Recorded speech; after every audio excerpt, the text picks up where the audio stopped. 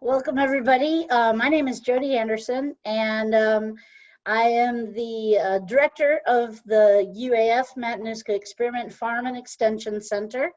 And I'm also an avid griller.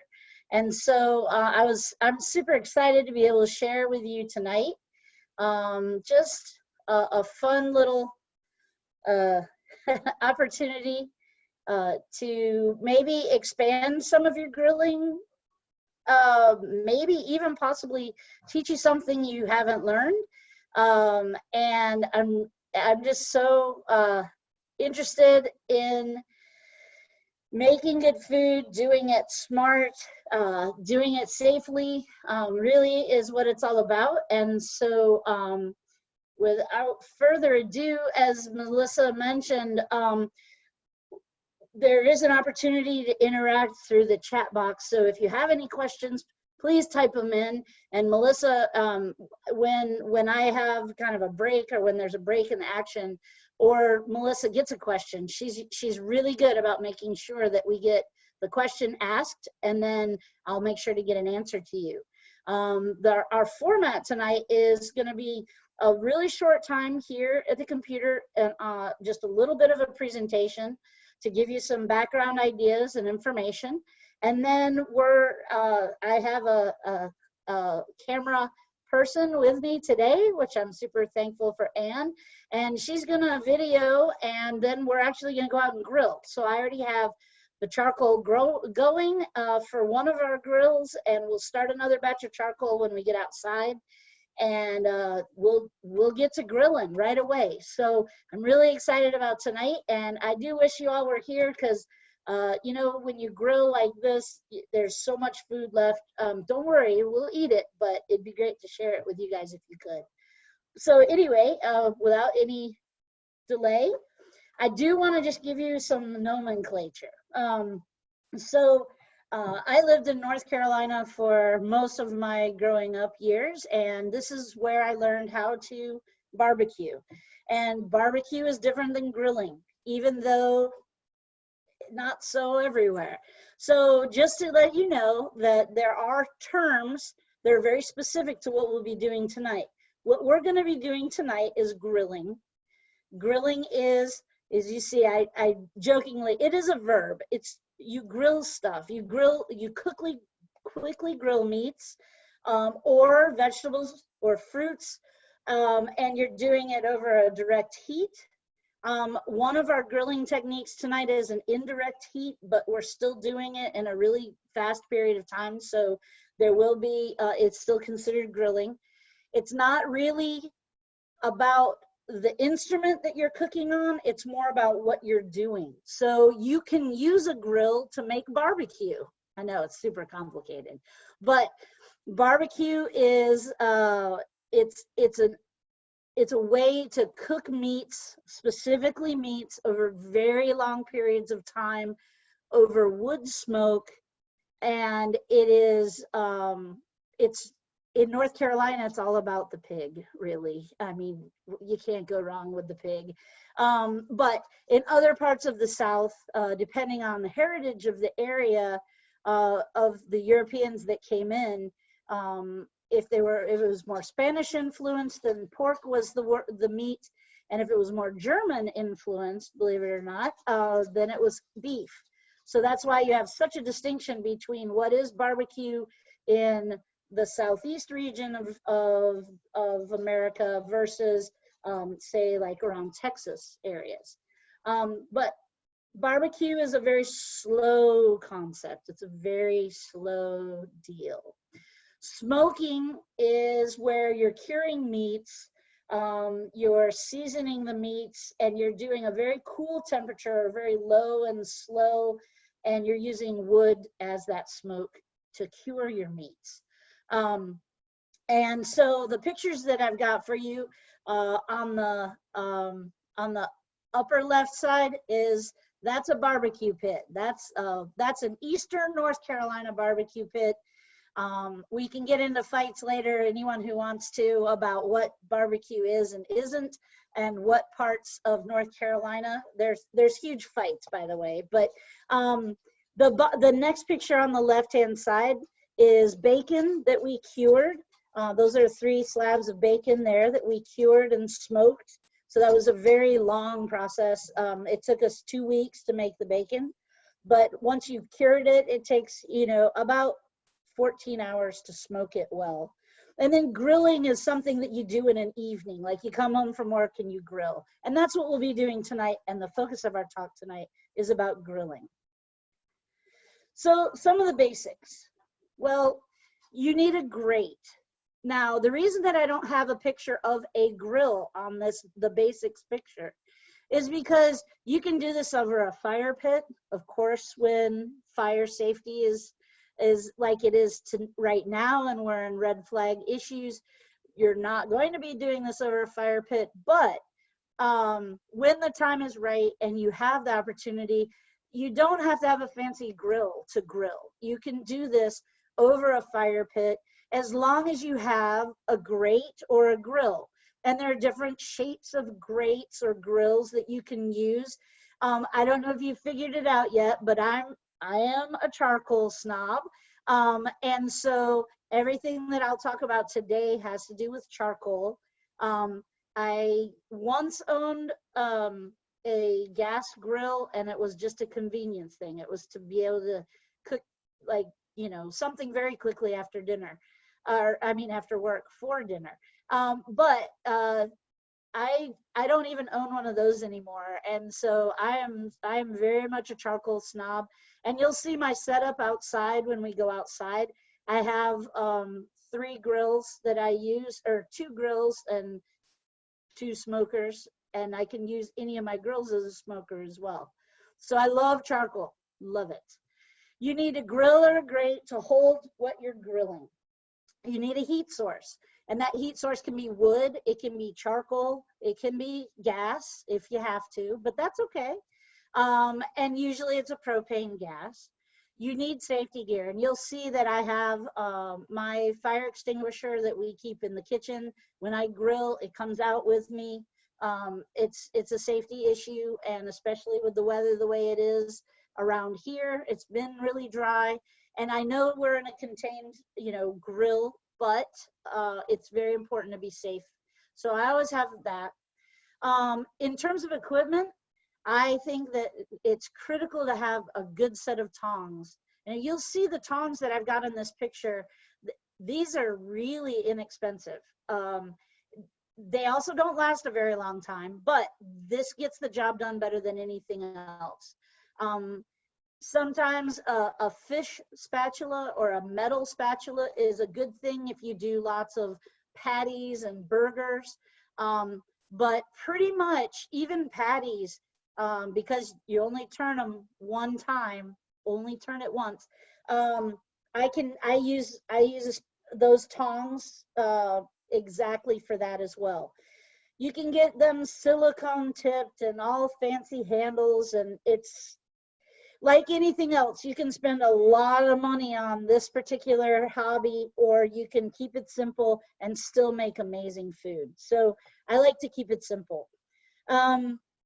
One of the key pieces of equipment is a digital instant read thermometer. And the reason that you want that is for food safety purposes. Tonight we'll be working on 2 different types of meats. And so we're going to be checking internal temperatures before we pull those meats off. So do invest in one. You can buy one for less than $15. If you don't have one, I highly recommend it. Again, you can blow a lot of money on that particular piece of equipment, but you can also get a really good one. And the one that I'm using tonight, and the one that I like the most, is actually what I've got in this picture as well. So you see that. Depending on what you're doing and how much coals you're moving around and what you'll be playing with, I do have fire safe gloves that I do have in my charcoal box. And I usually keep them pretty nearby, just in case you need to move the grate, or for some reason, everything is hot. So you definitely need fire safe gloves if you're going to move any of the equipment around once it's started. Now the center of this picture, I love it. I just call it the thing. And the reason that I said the thing is you can grill meats, you can grill vegetables, you can grill fish, you can grill fruits. And we'll talk about all of those when we get outside. But really, it doesn't matter what you're grilling as long as it's prepared and ready for the grill when you set it on there. Knowing what you're going to do with the food after you grill it. So for example, are you going to cut it up and put it in a salad? Or are you going to sear it really hard if it's a vegetable, and then, you know, put it into a soup and blend it? You know, there's all kinds of options. And so knowing what you're going to do afterwards, of course we're going to eat it, but in the meantime, how will you be presenting it? You'll want to cook it the way that you can then present it. The seasoning is really totally up to you.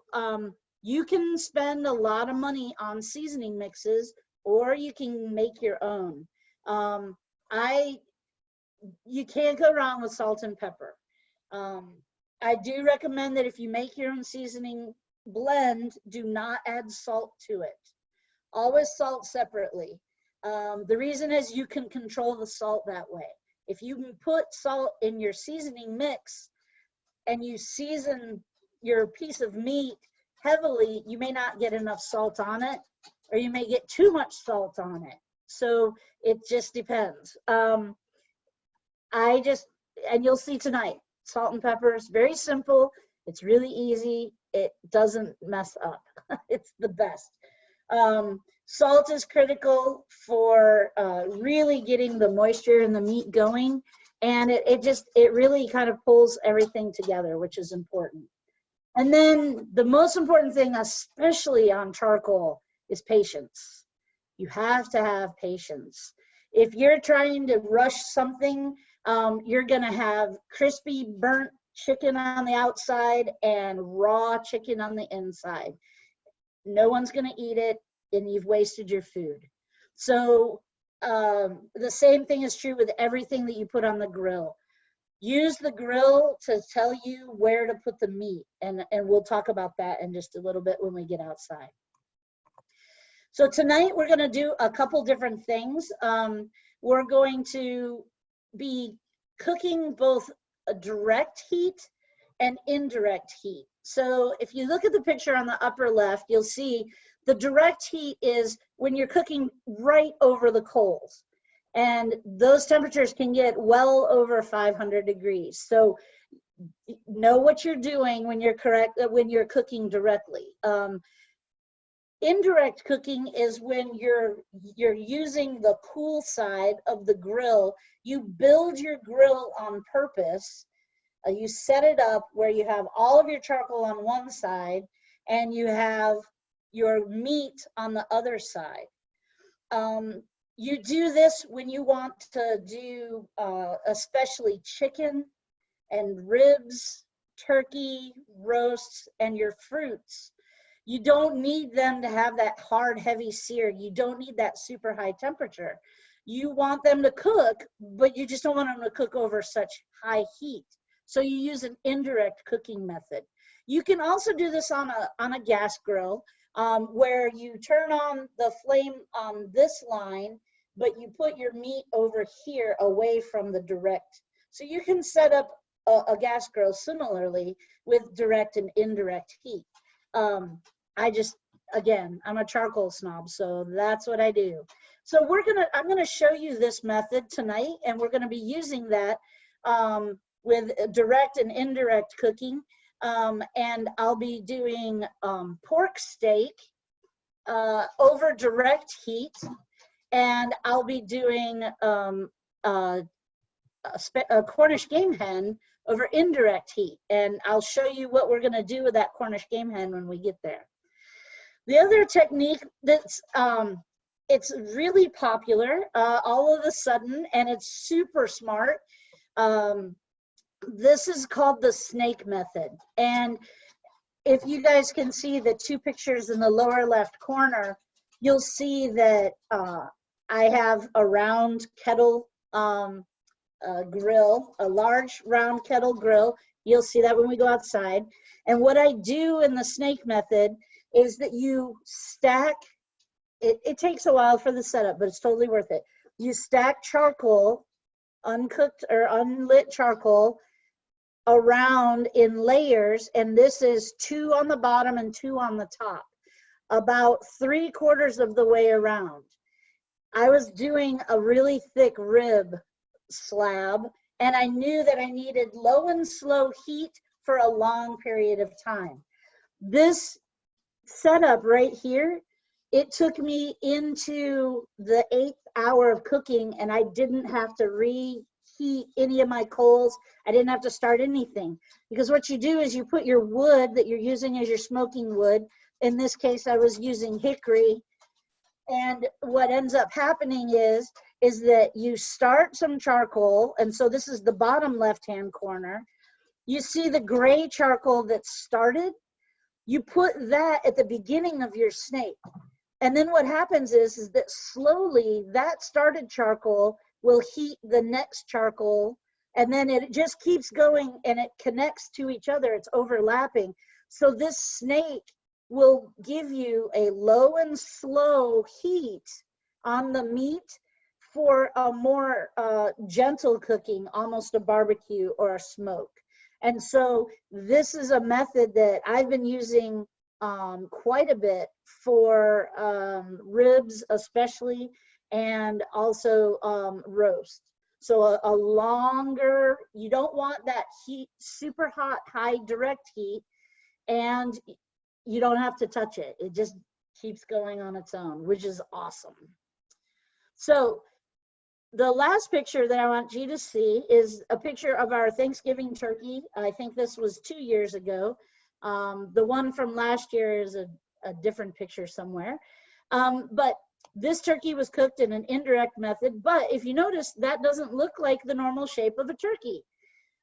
Anytime you're doing any poultry cooking on the grill, and then by keeping it whole, the cavity, the empty cavity in the center, creates weird cooking temperatures and times. So there's a method called spatchcocking. Yes, spatchcocking. It's awesome. And I'm going to teach you guys how to spatchcock tonight.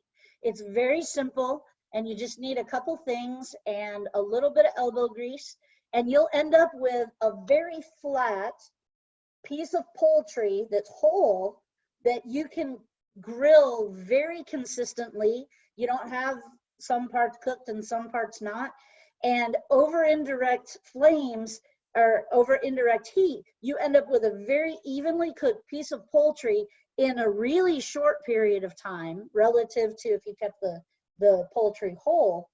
And it's so easy to serve, and it's super fun. And all of that skin gets so crispy. Oh, it's awesome. So anyway, I'm gonna let it here. I'm gonna walk down the hall. I know this is super weird, but, and then Anne is going to jump in. And then when Anne jumps in, then we'll walk out to, you'll see me again, like over on the deck area, and the lanai.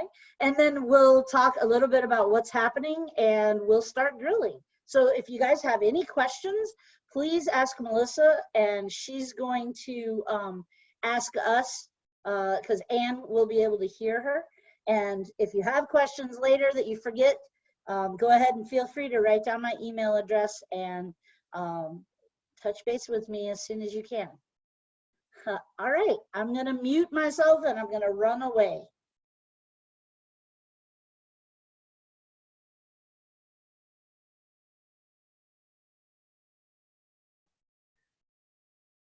So Jodie left her email address on the screen. Feel free to jot that down if you have questions you think of later on. Otherwise, if you do have questions throughout this class, you can just send them in the chat, and I'll make sure that Jodie gets them.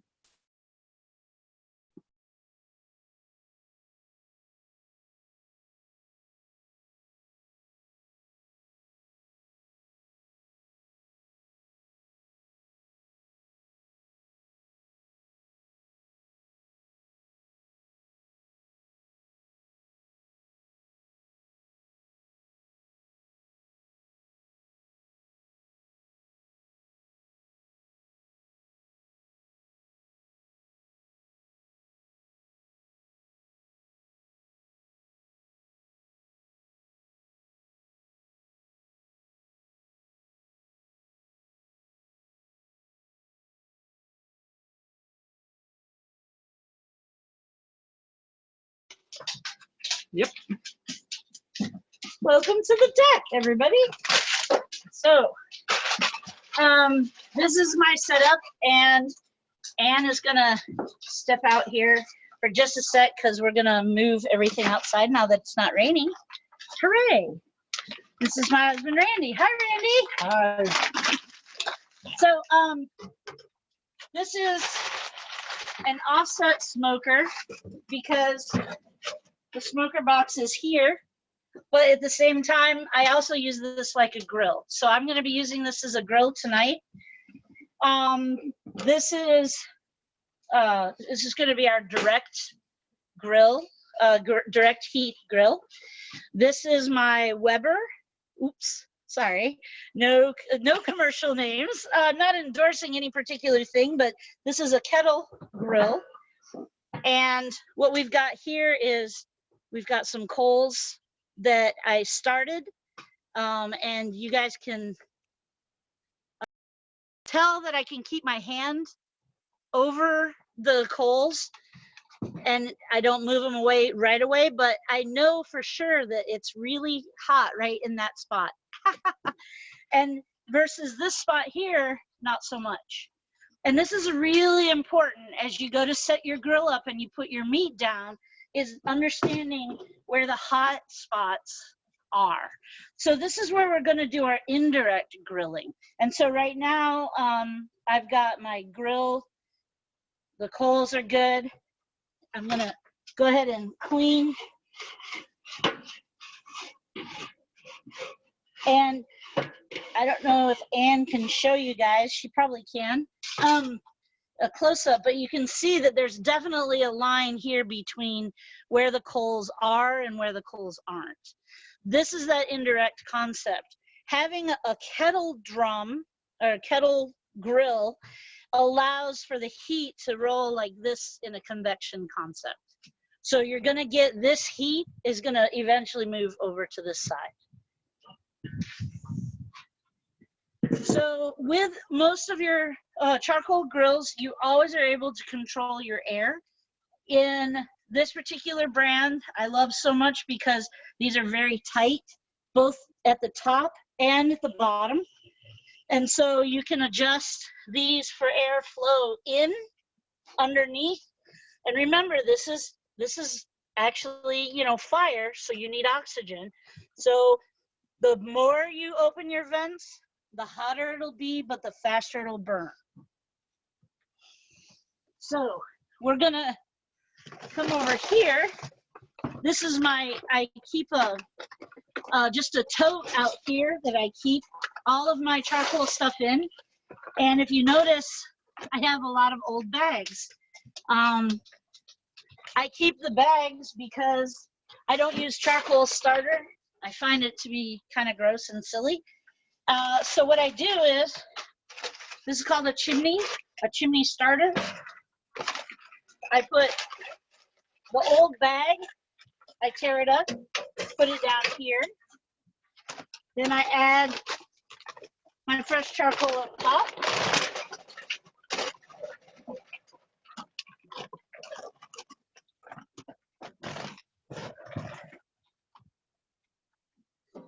And then you light from underneath, if the slider will play.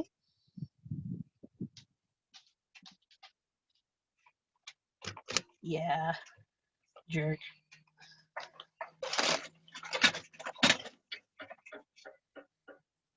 And it's pretty sweet how the physics works. Boop, boop. So I just go around and make sure that I've got at least good fire going most of the way around.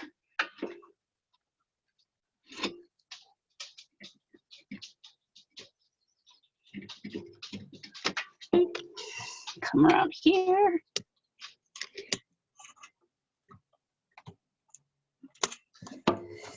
There's air flow because this is indirect. It's down here on this end. So I'm going to make sure that that's slightly open. And then up top, this vent as well. Even though this is wide open, it's still really important to get all that stuff going. So we've got charcoal and charcoal. And now we're going to prepare. These are the fire safe mitten gloves that I was talking about that I use. They're good because you can throw them in the dish or in the washing machine, but they tend to lose a lot of their fire safe properties when you do that. So they're not the most romantic thing to use, but they're okay. So today you guys can see just out here, super easy. I like to use unopened trash bag. I know this is super silly, but when you're doing work, and especially with poultry and pork, you don't want cross-contamination. And cross-contamination is when you end up with getting, mixing your meat juices up, and that doesn't work out well. So the first thing we're gonna do is prepare our Cornish game hen. We're gonna spatchcock it. So I just was playing with the charcoal, so I'm gonna quickly clean. And if you guys will notice here, this is my thermometer. And the really cool thing about this thermometer is that it has your temperatures on it. You want to hold that, you can like do it better.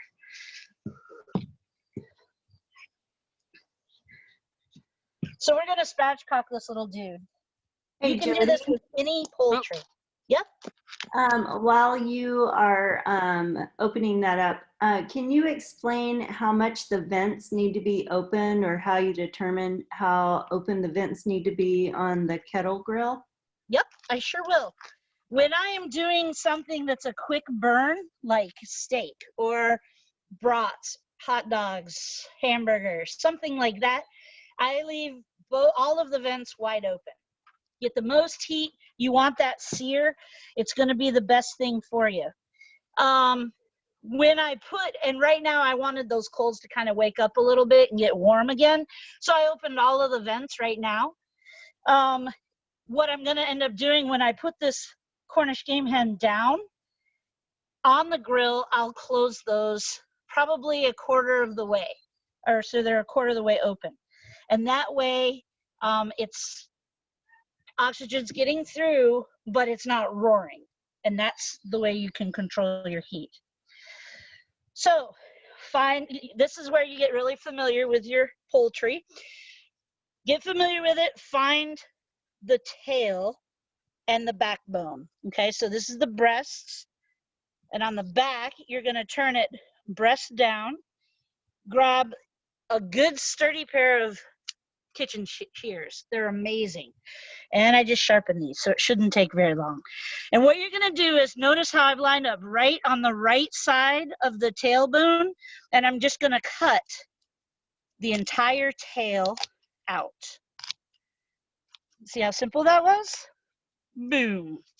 Okay, so I've got one side tail cut.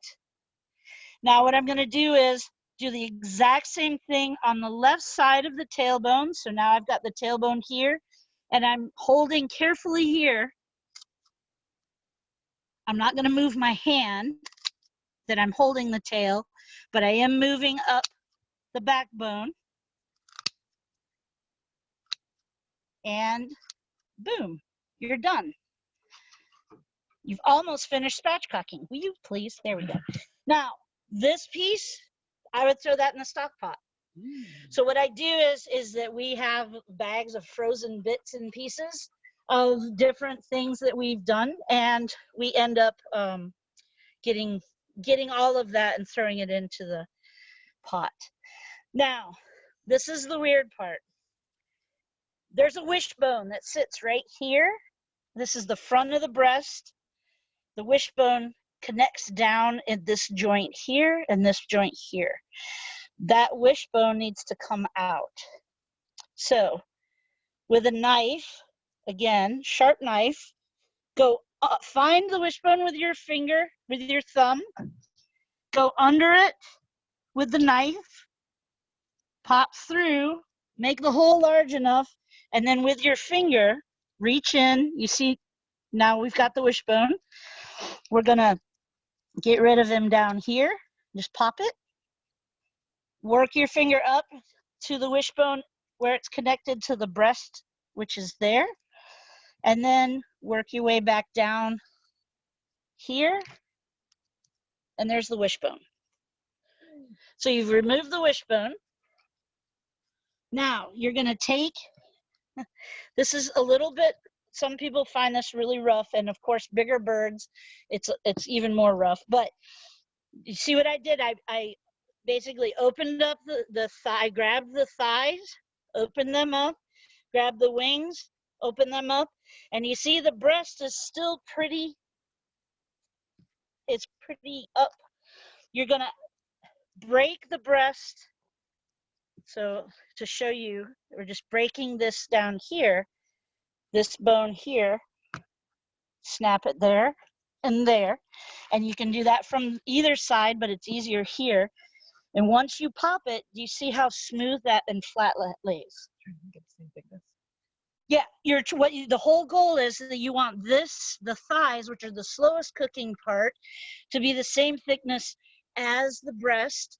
And also, the good news is that now the breast is direct contact with the grill. So that's just a bone. You come back in and you clean it up. If you want to remove the ribs and be fancy and have a boneless, you may, but we're not going to do that tonight. So there we go. We now have a spatchcocked chicken. So what we're going to do is Anne is going to answer questions, and I'm going to go wash my hands, or Melissa's going to ask questions. You guys will answer. I got to wash my hands. Are there any questions, Melissa? Currently, we don't have any. So you guys have any questions you want to ask? Boy, I'm impressed. She made that look so easy. I know. Yeah. I don't even want to tell you what mine looks like after I've done that. Mine would have been a little more butchered. But look at, I mean, there's barely any, that's that backbone. Yeah. Piece. Yeah, she really conserved a lot of meat. Yeah. Well, and then using that in the stock pot as well. So it's all good. Yep, we're back. Okay, so hands are washed. So what I'm going to do now is season it. And again, very simply, seasoning. If I were out here by myself, I would have a separate container with salt that I would then discard when I'm done. Why? Well, I don't want to put poultry juice and blood in salt that I'm going to use later down the road. Okay, we do have a couple of questions. Yep. Is that spatchcock procedure the same with all birds? Yes. Like swans or geese? Okay. And then swans and geese, it would be different. Only because they're just a harder bird to cook, but it would be very similar physiology, yes.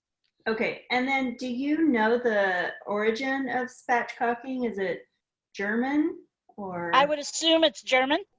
Okay. Just, it makes sense. All right, so we've got beautiful. Now, notice what I'm gonna do is I've got my left hand. I'm gonna grab this little dude and flip him over. And with my right hand that's clean, I'm grabbing my salt and doing the outside. Now, if this were a bigger bird and we were in jeopardy of not having it being very tender, what you can do is this is still my left hand, reach up at the neck area and actually separate the skin with your fingers from the flesh. So you see what I'm doing here? I'm actually separating with just one hand. You see how that's separate? And especially if this is a turkey or a nice big chicken, you actually can reach in there and put butter under the skin, you can put oil under the skin, you can put herbs under the skin, and then it's ready to go. You've made your own butterball turkey. But what's really nice about doing the skin separating from the meat is that you will end up with a drier skin, so it'll be a crispier skin. So it's a really nice way to get a crispy skin. A lot of people are like, when I grill it, I don't get that crispy skin. If you separate it, you will. So I'm gonna let them drain just a sec. Salt and pepper, and then we're just gonna move them over here to this grill. Now, the way you arrange a spatchcock chicken or poultry is you always put the thighs or drumsticks towards the heat side, okay? So breasts are out because they cook faster than the red meat legs. Now, because it's a little dude and these are lots of coals, and if you point down, you can see the holes. So what I'm gonna do is I'm gonna shut the holes on the bottom a little bit. You might be able to see that. They're about maybe a quarter of the way closed. And then I'm gonna shut this guy. And then there you go. And that's about probably what, 1/4 maybe? Maybe we'll go with a half. Yeah. So the neat thing about grilling is that as long as you're doing it safely, just keep doing it. So any questions where we're at right now? Don't think so. Okay. So you want me to do the second one? Nah. No. Okay, I do have one more question. Yeah. How do you know how many coals to use in the kettle grill? That's a good thing. I use a chimney. She fills up. I fill the whole chimney. Now, the really good thing about this kettle grill, and you guys won't see this when I'm done, but this evening when I'm done cooking, as soon as I'm done cooking, I shut both top and bottom vents as tight as they'll go. That will cut off the oxygen supply, and your charcoal actually will stop cooking. It'll stop burning. You'll have some left over. And then what I do is when I start my next chimney, I put fresh charcoal in the bottom of the chimney and then fill the top with the used charcoal. And that way there's no waste with charcoal, which is really exciting. The amount depends on how much I have left over from the grill before, and then how much grilling will I be doing. If I'm doing brats or hot dogs or hamburgers even, I'll probably even do half right here. But for something like the chicken, what you guys saw in there, that whole half side was one full chimney. So just to give you some perspective. And of course, the amount is going to be determined by the size of your grill. Okay. Also, Yep. how long do you plan on cooking that chicken? That little guy won't take probably more than maybe 30 minutes. So is there like a weight versus time chart, or how do you know how long to cook it? Right, that's a good question. That's why it's really important to get a thermometer. So what you do is when you're ready, when it's been on for, so for example, with this little dude, I'm probably gonna check it in about 15 minutes just to see how fast it's cooking. And then that'll let me know then when I'll test it. If it doesn't look, now I'm ruining everything by showing you guys everything, but normally you don't open the lid until you need to, but I'm just going to show you. If in 15 minutes it looks like this, I'm not going to waste using this. Does that make sense? Yeah, I won't use the thermometer if it still looks like basically this. So I'm going to eyeball it. Oh, also, it's good I always like to put the holes over the meat for draw, because the heat will come across and over. So it even helps the indirect more.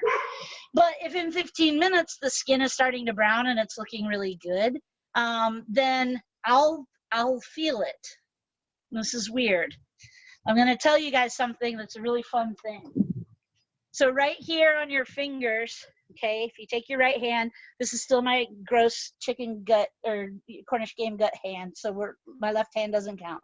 But this guy right here, okay, if you take this spot right there, you see the little fat part where Ann just poked me? Do it again, right there. That is what raw meat feels like. So if you have your hand in with all your fingers and your thumb out and you poke that spot, that's what raw meat feels like. Now, if I do this, which I'm not very good at, but if you do pinky and thumb and poke the same spot, right in between, yep, in the fat spot, that is rare. That's what rare meat feels like.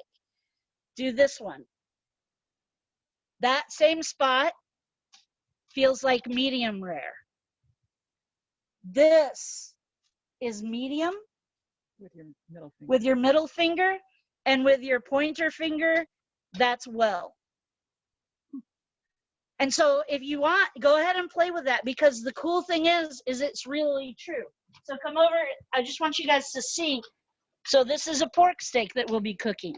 Do you guys see how this, I push it and it doesn't really bounce back. It's just kind of there. It's okay. But if we were to take my gross, but if you push my finger and that, Oh, yeah. Anne said, "Ooh, yeah," because it's feel true. the same. It's the same. So that's a way to feel. So if you're cooking something, especially a steak, like we're going to be doing with this pork, or a beef steak or a pork steak, you can use that method. And the more you do this, the better you'll become. However, never ever substitute your fingers for this. Is it the same for pork and beef and moose and chicken? It The same. is, Okay. yeah, it's just about the same. I mean, you're gonna get a tougher piece the more it's cooked. Mhm. Yep.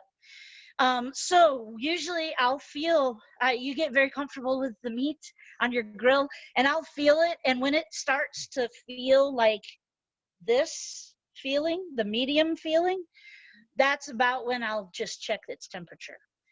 In the case of this game hen, I'm going to check the temperature in 2 different places because there's 2 different types of meat on it.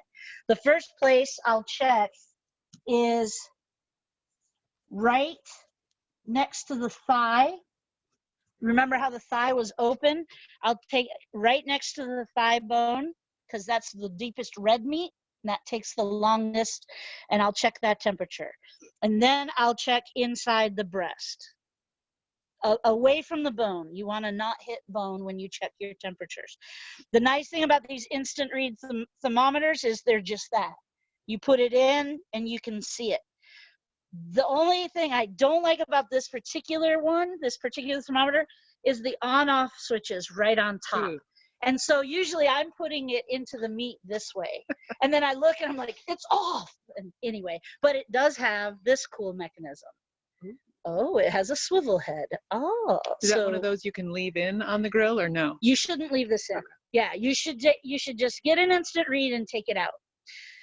You can spend so much on these silly things, and you can get them Bluetooth that you keep in the meat that you can track on your phone to let you know if it's ready or not.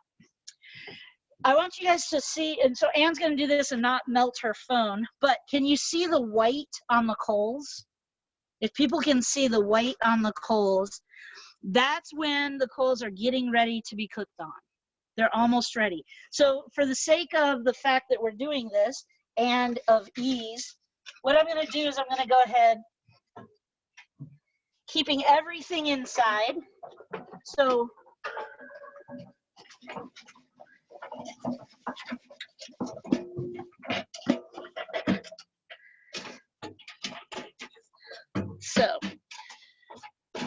Just one layer. Yep, I'm just doing a single layer because I know what this grill can take, and it just takes about 1 layer.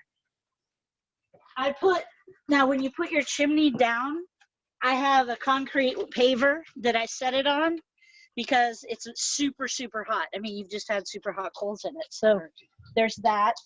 Now I'm gonna put my grill grates back on.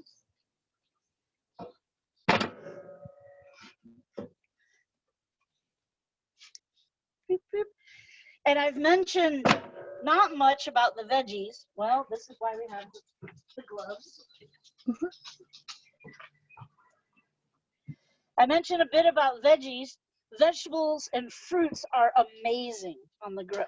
If you've never had a grilled peach or a grilled strawberry anything, you need to change your life really soon. So the cool thing about this grill is that it's going to be up and ready very, very quickly. Again, I clean off just before. I let the grill grates get a little bit warm. I love to use this grill, this particular grill, for corn, grilling corn right on the cob, in the husks. I just throw it right in there, and it's so good. And just let them sit, roll them around a bit, and they're fine. Hey, Jodie. Yeah. What do you use your ash for? Do you recycle it in some way, or what do you do with ash? It's a great question. I use, please. I use my ash. When I get ash, and we have our smoker here, plus that grill, plus this grill, and then a little Chief electric smoker. But our smoker, all of our ash goes into our garden, actually. Wood ash, I'll put on my soil scientist hat. Wood ash acts like lime in your soil, and it helps to pull the pH of your soil up. So you can actually use it like that. So that's what we do. That's a great question. I try to do as much reuse as I can. Now, these pork steaks are amazing. If you've never tried a pork steak, this is the pork shoulder that's been cut into steaks. These are beautiful, thick. Like an inch thick. Yeah, like 3/4 maybe inch. And in this case, I didn't season them. So now I'm going to pull this off. And again, trying not to, we'll just set this right here, keeping it off the table, but away from the chicken goo. And then wipe the good hand. There we go. And then pepper. Again, super simple. And we like salt and pepper. So the really cool thing about these pork steaks, you can see how the fat is all the way through it. That's called marbling. You see how there's lines of fat all around it and in throughout. These marbling fats are actually going to allow for a really juicy cut of meat. So whenever you salt, you do it from on high, which is hilarious, but it works. And it gives you a more even coat. Again, salt is good. It looks like you have chunky salt. We do have chunky salt. This is just a kosher salt. So, yep. So using my cleaned, gross hand, I'm going to throw this guy. Now, this is direct heat cooking. Did you hear that? Do you?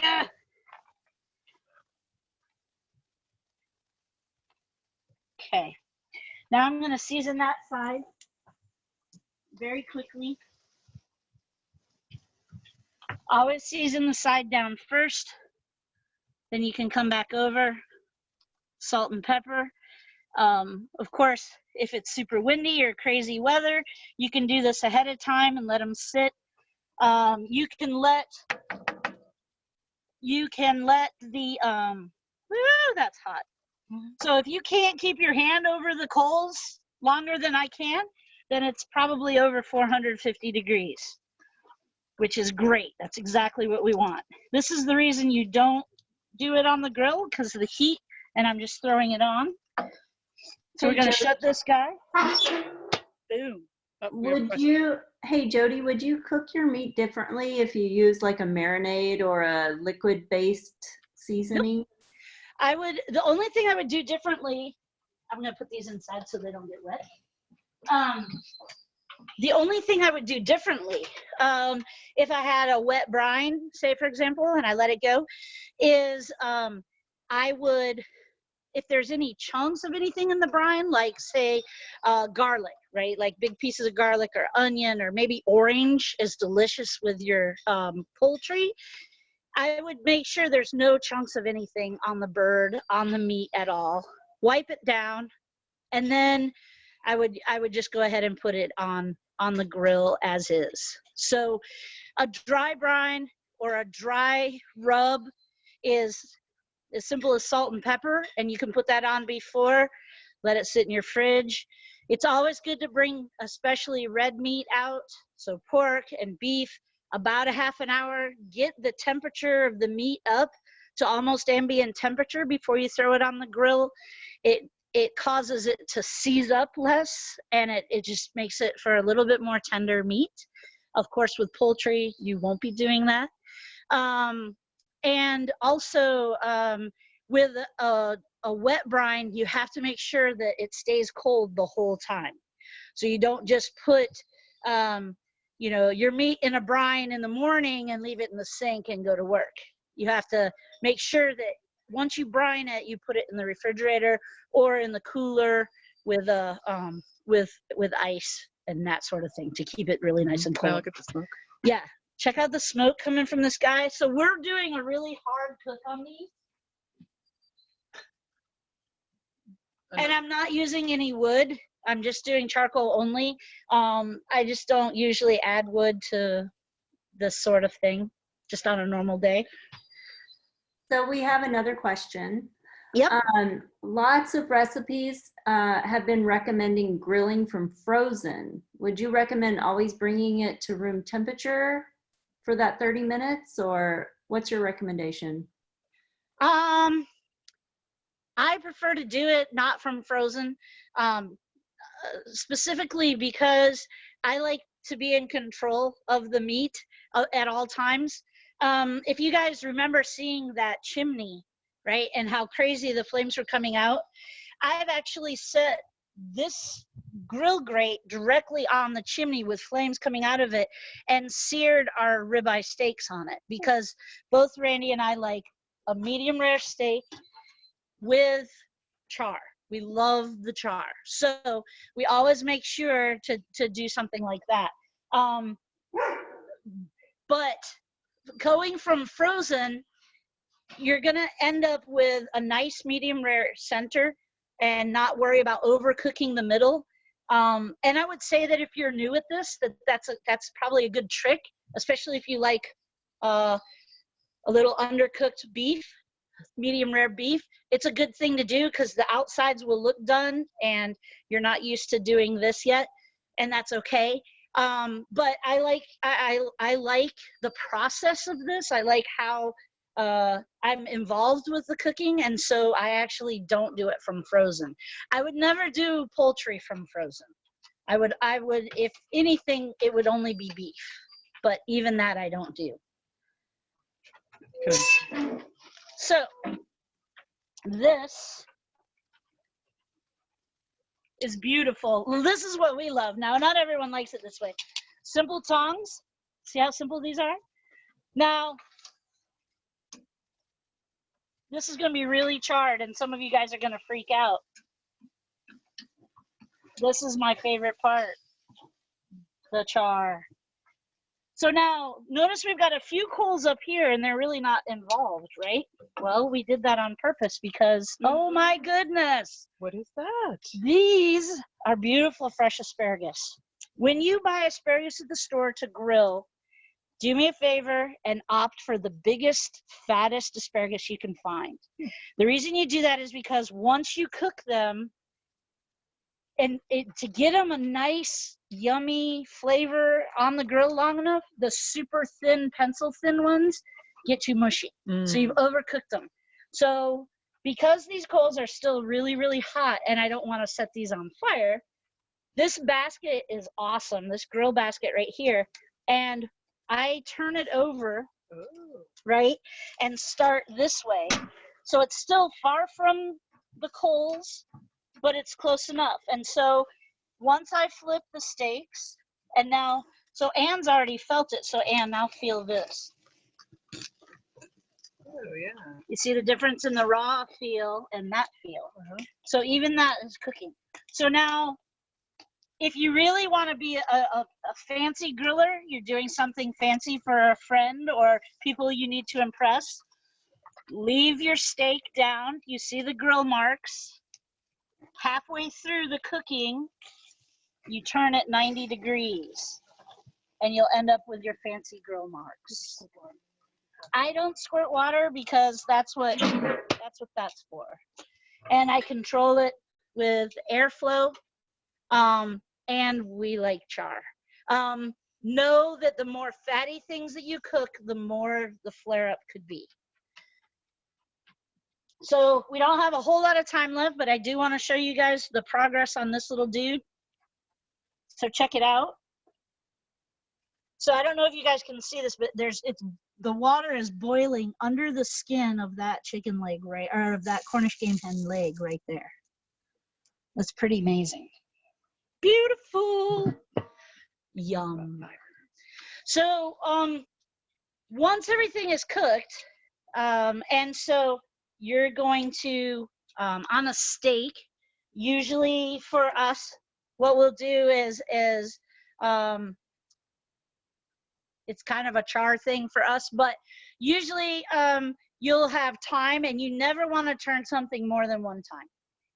And except when you spatchcock a bird, you never turn it. You just leave it like that the whole time. You can turn it if you want to, but usually it's a much bigger bird, and you've taken the backbone out, so now it's like this. Is the skin crispy? And is the skin crispy? Yeah. This one probably won't be great because we didn't put any butter on it or oil, but yeah. But generally there's that. So once I'm done, what I end up doing, because this is a lot of charcoal to do for just like one dinner at night.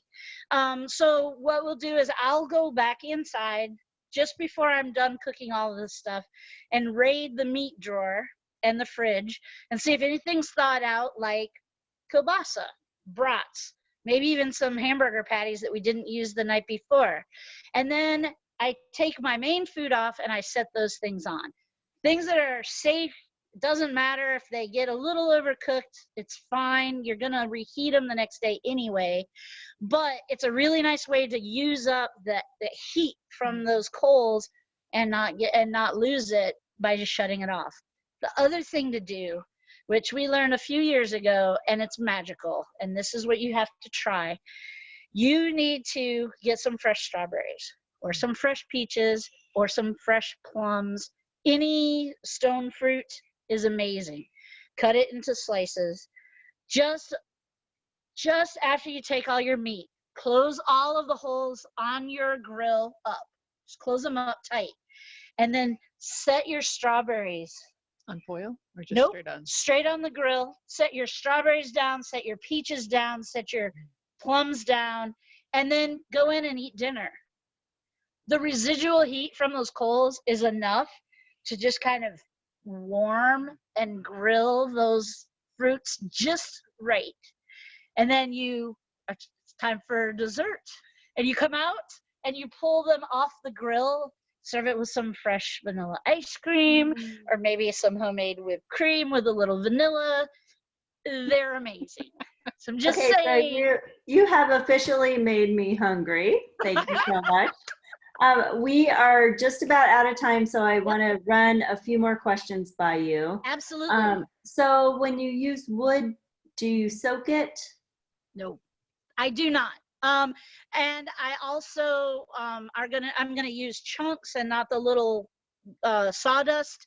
And you can over smoke things. So play with different types of wood with different meats. So for example, because I learned all of my smoking and barbecue work in North Carolina, I am incredibly partial to hickory and hickory and hickory. And so I'll use hickory on beef and pork.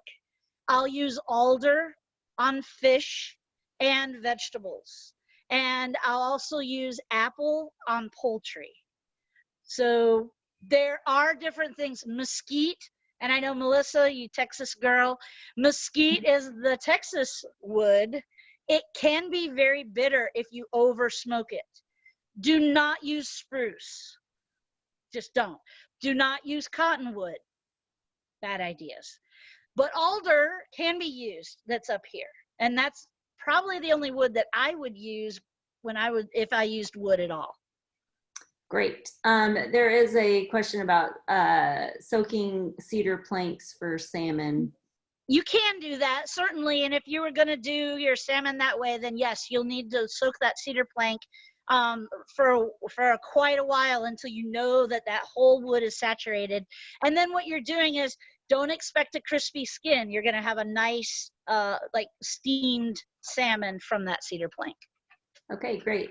So a couple of more questions real quickly. When you were talking about turning the meat, why don't you want to turn it more than once? That's a great question. It's the same reason you don't use a fork to stick it in and turn it. You want to keep all the juices inside, locked inside as much as possible. And so what you want to look at is, do you see the juices here on top? They're golden and they're clear. There's a little bit of pink to it. This and this is ready to go. These guys are ready to come off the grill. Anne is drooling. The reason that you don't want to, all of those juices are going to come out, but if you poke a hole, even more come out, and you tend to dry out your meat. If you keep flipping and flipping and flipping, and this moisture comes to the surface each time, you're going to lose it every time you flip it. And it's fun because it makes a big hiss in your fire, but it's really horrible because you end up losing all that moisture. So hamburger, everything, one time, except hot dogs, which I'm in the black hot dog fan club. I'm very pro black hot dog and brat. And so I will roll them and just burn the heck out of the outside of them. How's that asparagus? So with Asparagus, sausages, you see the color? Jodie, with sausages, do you leave them whole then? With sausages, do I leave them whole? Yeah, I do. I tend to, yeah. And again, that casing is going to keep that moisture in. And what you want to try really hard on those sausages is not to cook it so hot that it bursts. As soon as it bursts, all that juice just goes bleh. I mean, if this is just like a boring old store-bought, quick and dirty, throw it on the grill, go for it. Cut it, throw it on the grill, let it happen. There's enough fat in it that you're not going to hurt yourself or dry it out. But any whole cut piece of meat, like a steak, like or even burger that's ground, you do not want to do that. Now, you see the difference in color of this side from the other side, and that's just the heat of the grill. That's beautiful. And then this one, if you remember, we tried to do it fancy with the grill marks, but it's supercharged. So Randy gets this one because that's his favorite. That's awesome. Okay, I do have one more question. Yep. So do you have some tips about cleaning the grills that are easy? I do. The best tip is when you're done taking everything off the grill that you want off the grill, so you're done with the grill, is while it's hot, scrape it down, clean the grill. I have a grill brush that's got really tiny, it's really short bristles. Some people like to use wood. Some people like to use kind of almost like a brick, like kind of a rock type brick, and they're able to scrape it. But whatever you use, don't use the long metal brushes, bristle brushes, because those bristles fall out really easy. You don't want that at all. Clean it while it's hot. Everything will come off so easy. And then after you get started, like I did today, I always just run my brush over it before I throw something on. If you're really into grill marks, make sure you oil your grate before you put your meat on. And then if you're gonna do 6 minutes on a side, do 3 minutes, turn it 90 degrees, 3 more minutes, then flip it over, 3 minutes, 90 degrees, 3 minutes. So that would be a medium rare, like inch thick steak. I would say do 6 and 6. Perfect. Okay, well, we are out of time. Is there anything else you want to say before we close things up? I would just say, please be really safe. You guys can see that I have my, fire extinguisher, but next to it, there's a little hole. Things do happen. So just be smart. Know the weather. Earlier today was super windy, and I was kind of worried we wouldn't be able to do this, but the winds died, which is great. Know that these are still active. They're still active coals, even though you walk in to eat dinner. So close them up, make sure they're safe, they're not wobbly or anything like that. And just try. You're not gonna, the best thing about this is that you're not gonna do anything until you try it. And find some inexpensive cuts of meat. Pork shoulders are really inexpensive. Well, used to be. I don't know what's going to happen now, but they're really good. And they're, because of all that fat, they're very forgiving. Don't let your very first thing that you cook on a grill have no fat in it. Because don't cook a tenderloin for the first time ever. Or game meat. Or game meat, exactly. Or poultry, really. Try on just some pork steaks. Try even just with hot dogs and kielbasa and brats, and make yourself a nice fatty burger with 80-20 blend, 80% meat, 20% fat. Make a nice burger and put it on the grill and just play with it. Figure it out, because that's where you're going to figure this out. My dad grilled almost every weekend. We had grilled meat for dinner, and I loved it. I never grilled with my father, ever. But I watched him grill. But that didn't mean that I knew what I was doing until I just started playing with things. So don't be scared. Give it a shot. And the cleanup is amazing. On hot days, it's disgusting to stand out here, but at least it doesn't heat your house up. And then with a salad and grilled meat, dinner's done, and you have 2 bowls and 2 plates. That's it. I hope you guys have fun grilling. Do it safely. Follow the temperatures on your thermometer. Most of you can find a thermometer with the temperatures on it. Those are your safe meat temperatures. Stick with those. You'll be fine. And have fun. Great. Thank you guys so much for joining us. We will be, we did record this, so we will be putting this on our YouTube channel, and we'll also be sending you guys an evaluation form, and on that we'll be asking for other classes that you're interested in. I know I got a request for a smoking class, so you guys feel free to give us suggestions of what you're wanting, and we'll see if we can't make it happen.